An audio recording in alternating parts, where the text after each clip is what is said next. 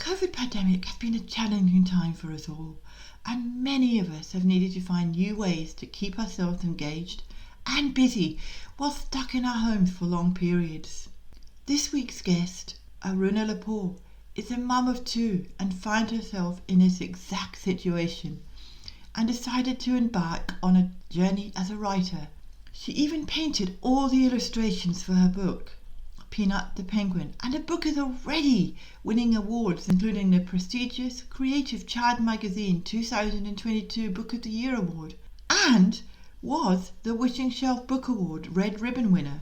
Aruna has strong views on parenting, and you'll hear her recount her experiences from her two children's early days and how she built an inseparable bond and attachment with them.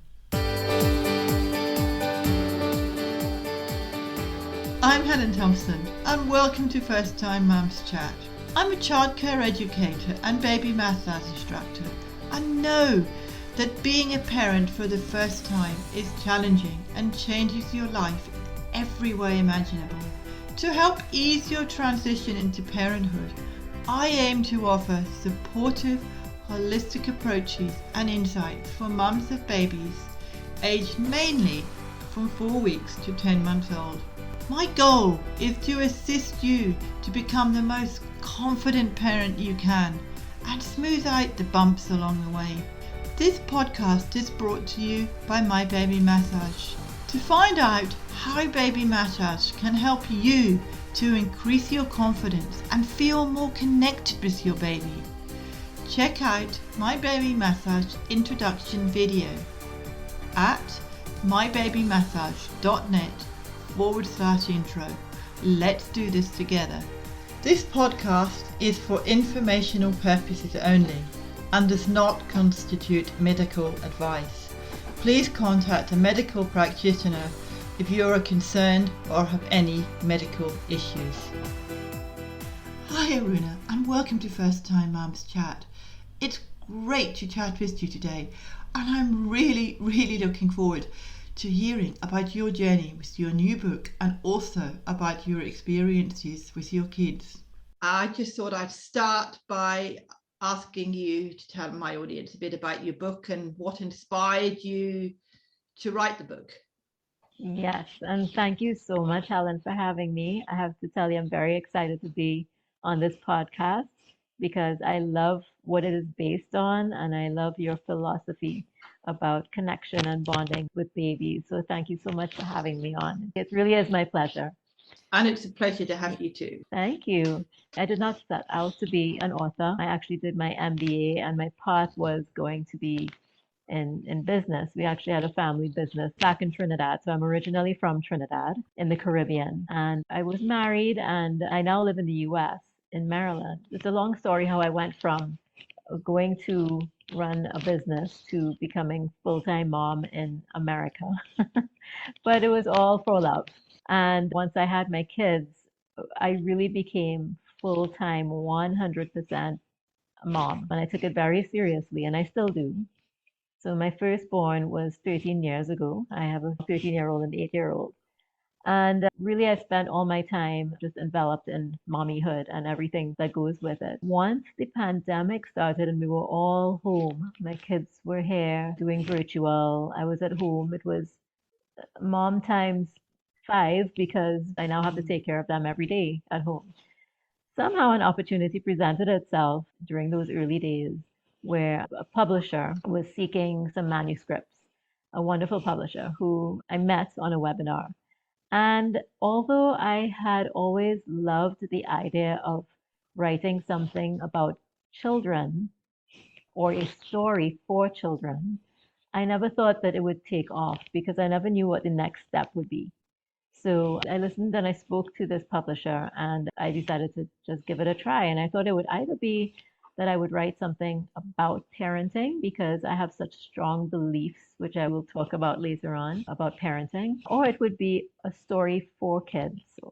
And based on the fact that I have these values, and these values come from my own beliefs, it comes also from my mom, who was, to me, the ultimate sacrificer in the strongest mom, and she gave me most unconditional love. And I think all of those things contributed to the sort of lessons and values I would like to impart to my kids, and the story I would like to make for other kids to listen to.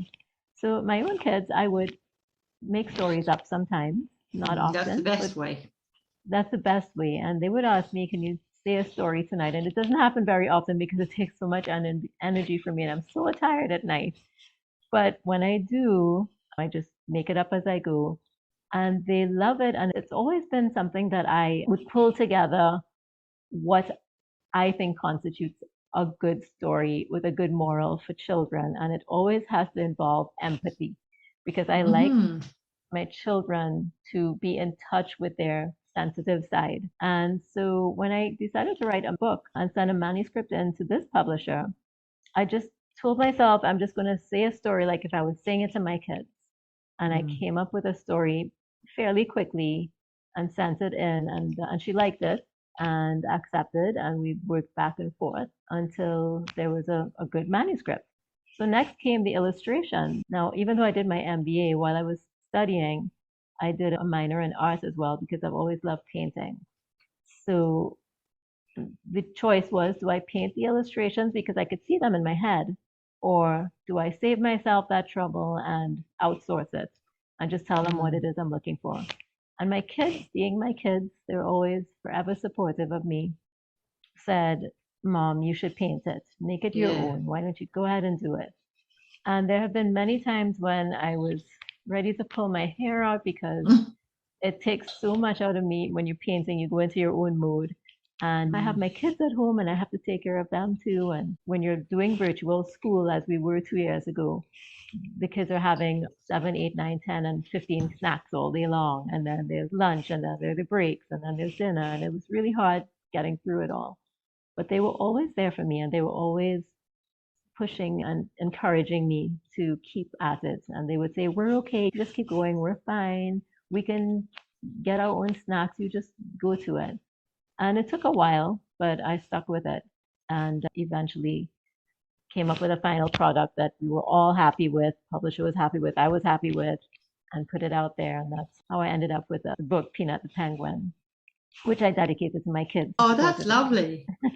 And I think it's also interesting how when we first got in touch, my partner, Jonathan, mentioned to you about the fairy penguins that we have in Burnley. And I thought that was a great connection about the penguin and about how you illustrated it. Yeah, I love little fairy penguins. I think they're very sweet and very gorgeous. Yeah, and I'm just dying now to come to Tasmania and then travel on over to that little township called Penguin. That sounds so interesting, and I cannot wait someday in the future when we can. I'm sure that'll happen. You mentioned to me also that you have very strong theories on how to bring up your kids about attachment and bonding. You were saying that when you wrote your book, you had that support from your kids, which I think is great because that's all part of attachment and it's all part of supporting your family. So I just thought I'd ask what your thoughts were on that. Yeah, and there is so much that I could say about this whole theory of attachment parenting, which was coined by Dr. Sayers. He's a pediatrician whose book I read when my first was born. I remember you telling me about that. Yeah, and it's all about exactly that, bonding, attaching, making those very crucial attachments in those first few months. So we talk about when a baby's born, that the next 3 months after they're born, you can consider your fourth trimester because they're still developing.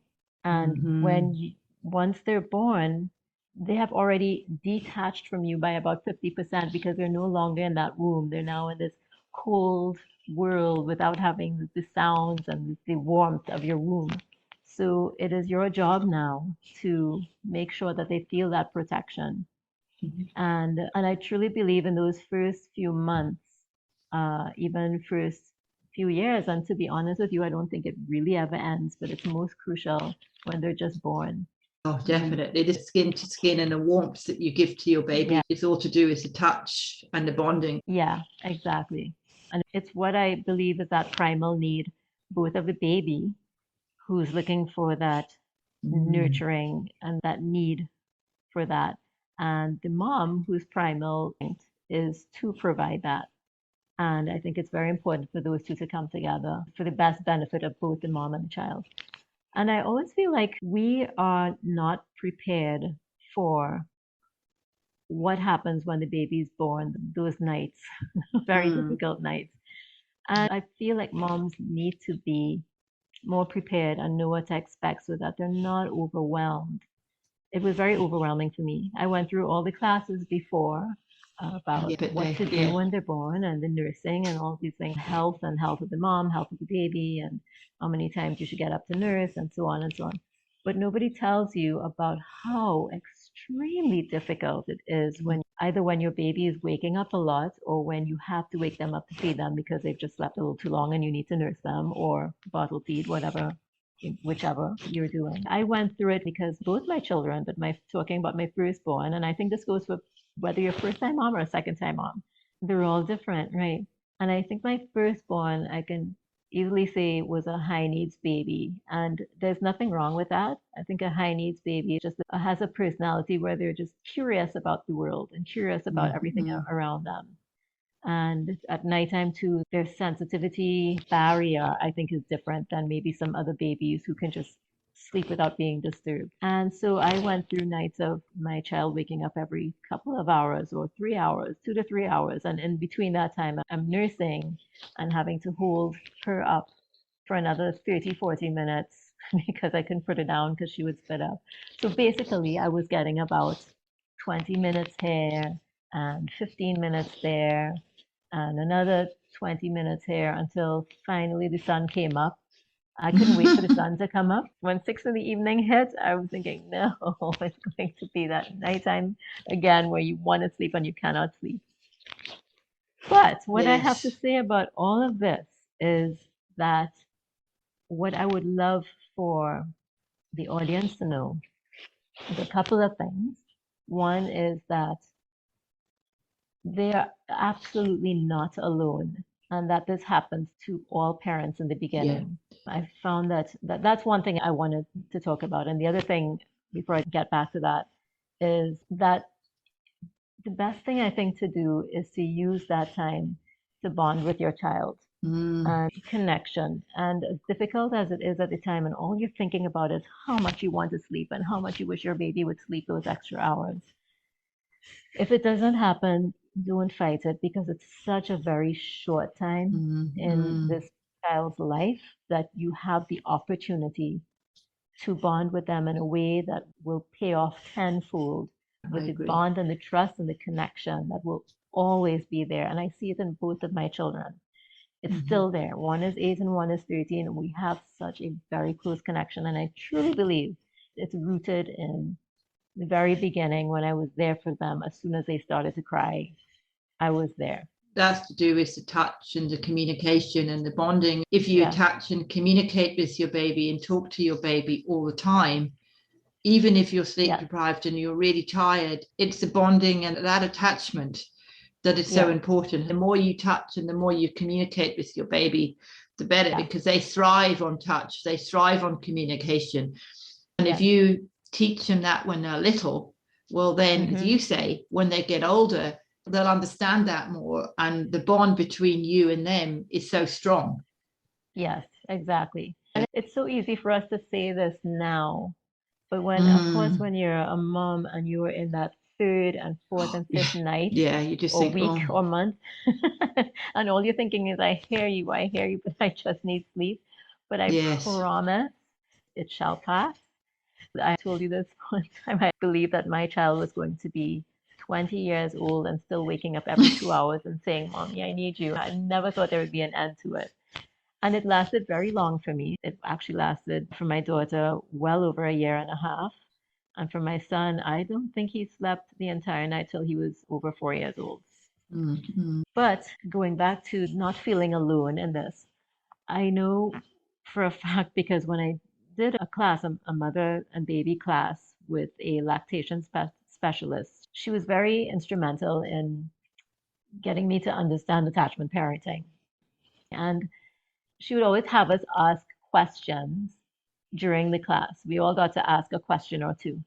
And most of the questions, 80% of the questions was something to do with sleep. How do I get my baby to sleep? How many hours should she be sleeping in between? It was almost always about sleep.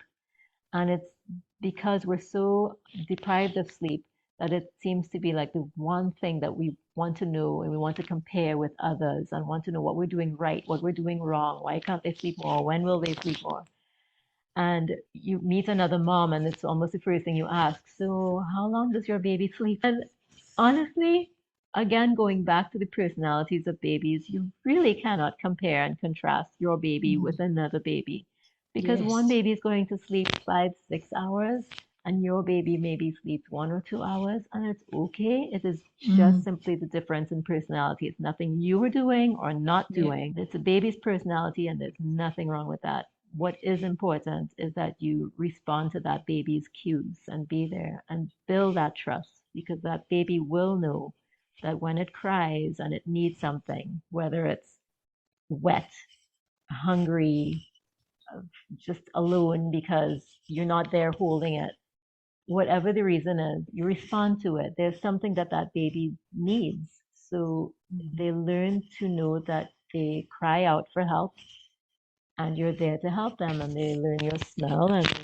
that builds as time goes on. And then like I was saying is if instead of fighting it and you embrace it as your time to bond with your child, there's so many ways that you can help your baby with sleeping while not ignoring him. For example, wearing your baby in a sling or That's a great let way. them Yeah. let them fall asleep there. In fact, my daughter, her very first maybe 2 weeks of life, she just slept on my chest because she slept really well on my chest. And I just felt more comfortable that way when she was really, really little. Massaging, as you very well know, that's a great way to relax them and to make them feel calm and help them sleep. Um, all the usual things, the routine, the bath, the singing, the talking, whatever it takes to soothe and calm your baby. Now, I tried all of the above and nothing made my baby wake up any less. I will say that. However, all those things benefited my relationship with my baby. And I really now can say I don't care if those things didn't help her sleep. I'm just happy those things helped her to trust me and give us the relationship that we continue to have year after year. And she's 30 now. And the same with my son. Exact same with my son. I did the same with him, and he's 8 now. Very, very close. Is your little one suffering from colic or constipation? I may have just the thing to help you experience less crying, less stress, and have a happier, more contented little one and household. Just go to mybabymassage.net/colic to get your free colic cheat sheet. Start soothing your baby and get some much needed rest and build a deeper bond that grows stronger every day. That's mybabymassage.net/colic. Yeah, it's interesting how you say that when you were going through the process, you didn't think it was working, but you just kept going. And I think from my experience, a lot of mums say to me, oh, but baby massage doesn't help, or soothing them or singing to them doesn't help. They're just constantly upset or they're constantly crying. But I think it's persistence and it's working with lots of different things and trying to find out what does work, because maybe the massage doesn't work one day, but it might work the next day, or the singing might work one day and not the next day. And I think combining lots of different ways to try and help your baby to settle, because I believe that's more of what baby massage is about. It's working out ways to get your baby to settle by touch, by communicating, by talking to them, singing to them, because I do that all in my classes and I encourage parents to do that. I remember taking a baby massage class for my daughter as well. And it was right around when she was 3 months old. And I was the most sleep deprived I've ever been. And I remember being in class and the instructor's looking at me and saying, are you okay? And I was wondering why she said that. And I took a look at myself in the mirror I looked so dreadfully tired, but I was okay. I was fine. I was just sleep deprived. But the massaging, as you do, and as you very well know, is apart from settling them, it's a beautiful, beautiful way of bonding with your child and the focus. And you mentioned singing with a massage too. And if you notice how engaged they are with you Yes, when you yes. do that, Mm. I don't think there's anything like it. And what I love about it is that you take it with you as they grow. And I just last week was massaging, or this week I think was massaging my 8-year-old's leg because he's had a pain in his leg and he asked me for that massage. My 13-year-old, if she asked me tonight for it because she's having growing pains, I will happily do it. And it's something you always have with them. Yeah. It's releasing that oxytocin, which Yeah. you're talking about is the love hormone. Yeah. Whether you're touching them, whether you're massaging them, whatever you're doing, giving them that time, you're releasing that oxytocin, which I like to call the cuddle hormone, but it's technically called the love hormone, because you're constantly cuddling them and supporting them and being there for them, whether you're massaging them or not. But that's good to hear what you said about the massage, because it is all part of that, because when they grow older, they're still wanting that touch, and it's teaching them that self-respect and teaching them to respect themselves and their bodies.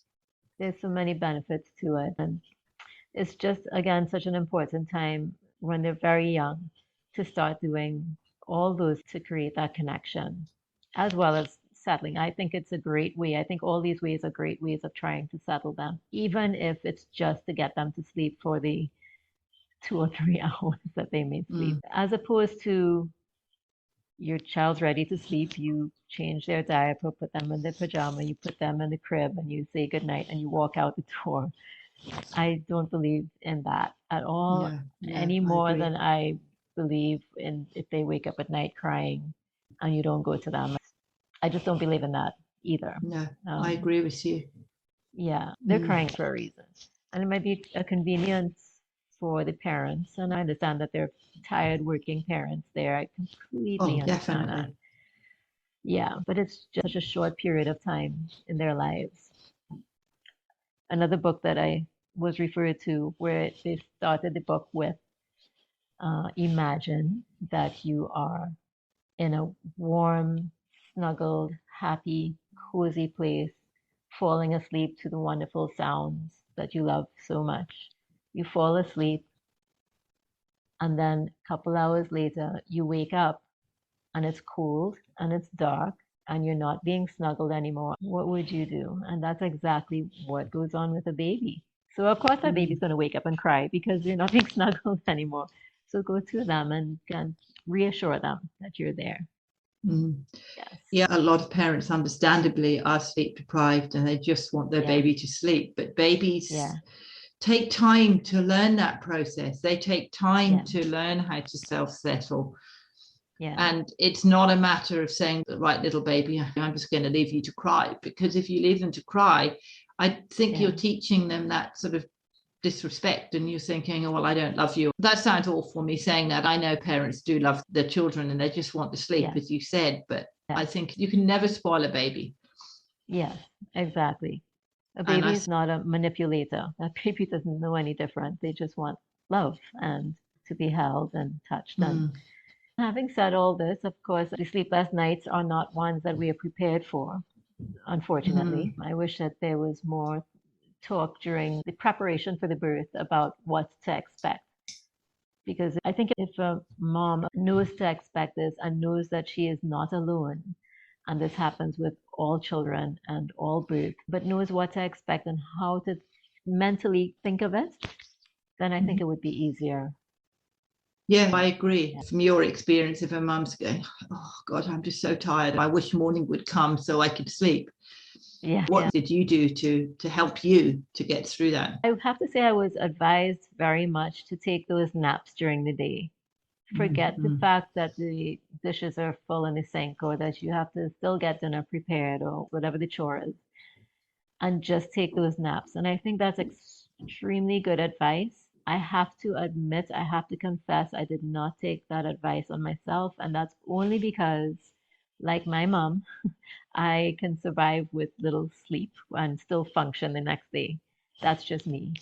I think it's extremely important for moms to get some rest in that way. And when they can, even maybe once in a couple of weeks for a couple of hours or once a week, however often you think you are willing to let your husband care for your baby for even a couple of hours. Go do something that's for you, whether it's go to a movie or go get your nails done, something that just takes your mind off of and distracts a little bit. I think that that can help mentally. Again, I should have probably taken that same advice for myself. I was told to do this over and over again.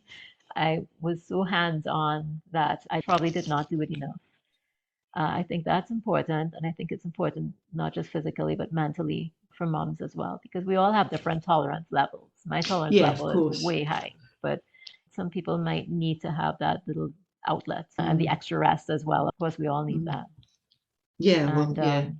yeah, and make sure that you're eating properly because we tend to also neglect that. I think just you're tired and you want to grab the quickest thing and eat. But remember that you are, especially if you're nursing, you especially want to make Yes. sure that you're keeping your health up for both your baby and yourself. Yeah, because what you eat Yeah, is what your baby eats.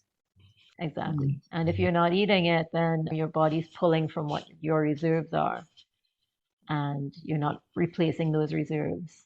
So that's very And that's important making too. you more tired because your baby's taking all Right. that nutrition from Yeah. you.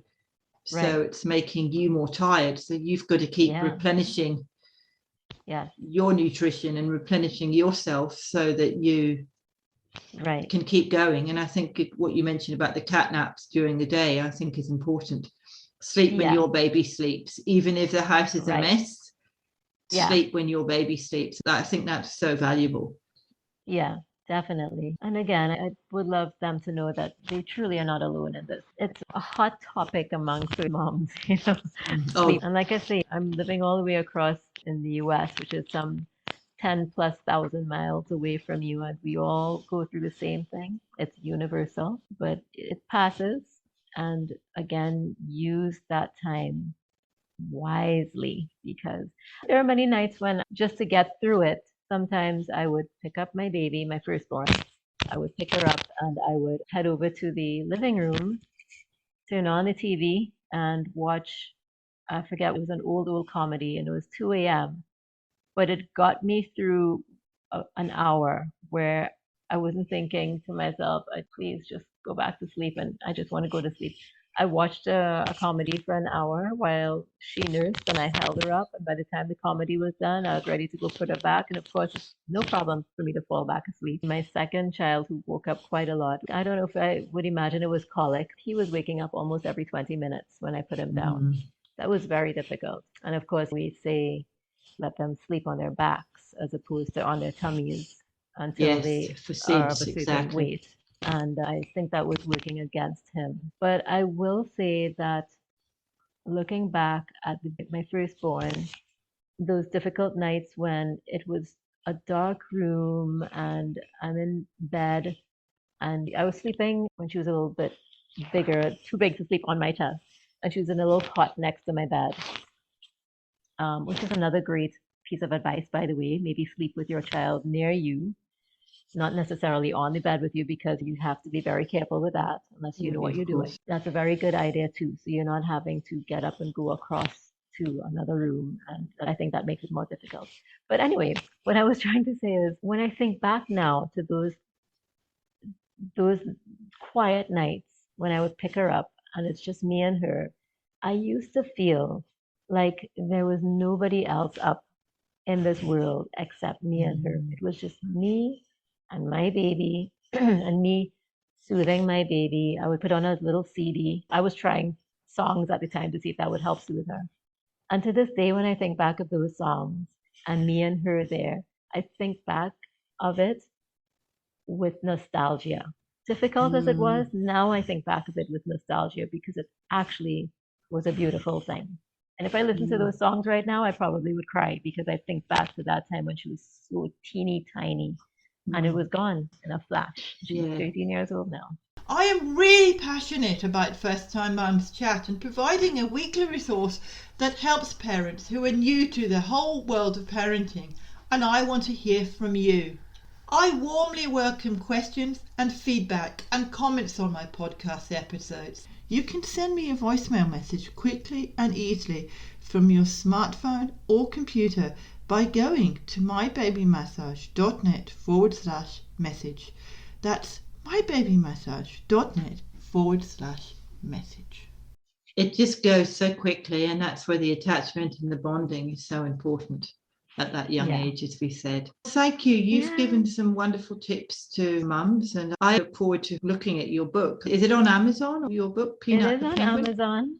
It is on Amazon. It is available there. And it's a book that I think the story itself sort of encompasses all my beliefs. It's one that evokes empathy, communication, compassion, compromise, all these things that I try to teach my kids, especially today in this world with everything else that's going on. I feel it's especially important to impart that to kids.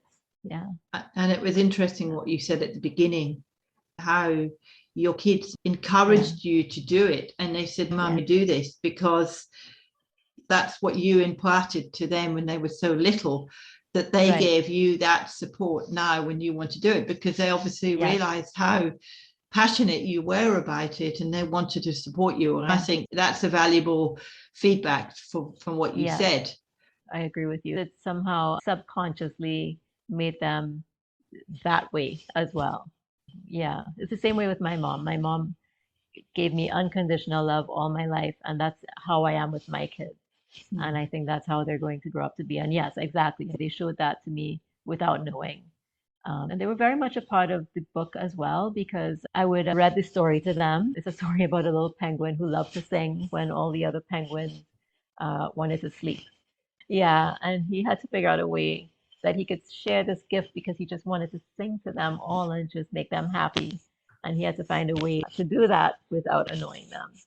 And I read the story, and I know they like it. I know it's good. And they were also the ones I would show the paintings to. And I would say, what do you see when you see this? And they would tell me. And sometimes they would look at the painting and they always said, I love it. They always started with, I love it. And sometimes they would end with, I love it. Sometimes they would say, I love that painting. But can I just say something? Can I just ask you why that penguin looks like he's mad? And why is her head so big? And I'd stand back and take a look at it and I'd say, you are absolutely right. So it was extremely special to have them there as well, my little audience and my supporters, my fan base, everything. And your own critics. And my own critics, exactly. Yes. And so when I write my next book, that's going to be my critics. They're a year and a half older now, but they will still be my constructive critics. So if somebody wanted to get in touch with you and find out about your book and what we've discussed, how would they go about doing that? Well, I do have a website. So my website is arunalepore.com, which is also my author name, Aruna M. Lepore. And they can contact me through that website. There's a contact page. I also have a Gmail, which is arunamlepore@gmail.com as well. And on my website, they can read more about the book as well. And anything about what we spoke about, I'm really happy to talk about it. It's something I'm very passionate about. Yeah, I think it's good to talk to mums who are passionate about helping other mums. And I think that's what part of my podcast is all about, supporting mums to be passionate about themselves so that they can be passionate about their kids. And like I said, I wish that when I was having my firstborn that there was such a thing as a podcast, and it was a podcast just like yours, because I find it very, very beneficial. I'm so happy that you have one like this for moms out there to listen to. Thank you. That's a nice compliment. Thank you for being on the podcast. And I've really, really enjoyed chatting to you. It's been great. Thank you. I hope you find hearing about Aruna's journey as a mum and how she ended up writing and illustrating Peanut the Penguin as moving as I did. I really enjoyed hearing about how her patience and perseverance in her early days has resulted in 2 loving and supportive children who supported and helped her in her writing journey. I can't help thinking of Aruna and her book every time I visit the seaside town of Penguin, which is a short distance from where I live. I've included links to Aruna's website, as well as a link to Peanut the Penguin on Amazon in the episode show notes, which can be found at mybabymassage.net/podcast/077. mybabymassage.net/podcast/077. Please help me spread the word to other mums by rating and reviewing my podcast on Apple Podcasts. This helps me support more mums, yes, just like you, for a smooth journey into the exciting world of parenthood.